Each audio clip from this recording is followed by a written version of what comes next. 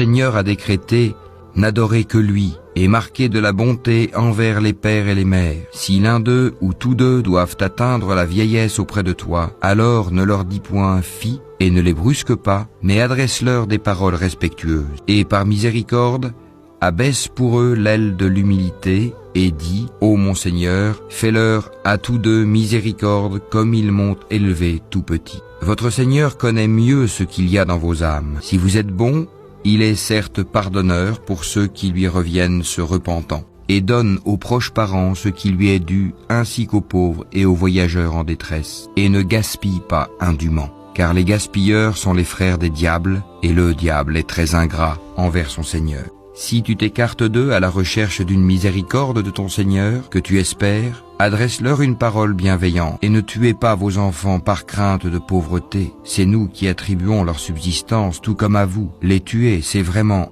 un énorme péché. Et n'approchez point la fornication. En vérité, c'est une turpitude, et quel mauvais chemin. Et sauf en droit, ne tuez point la vie qu'Allah a rendue sacrée. Quiconque est tué injustement, alors que nous avons donné pouvoir à son proche parent, que celui-ci ne commette pas d'excès dans le meurtre, car il est déjà assisté par la loi.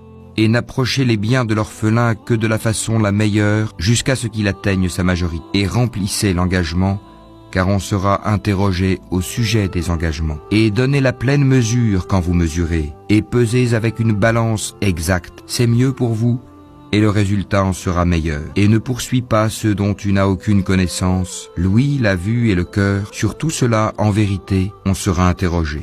Et ne foule pas la terre avec orgueil. Tu ne sauras jamais fendre la terre, et tu ne pourras jamais atteindre la hauteur des montagnes. Ce qui est mauvais en tout cela est détesté de ton Seigneur.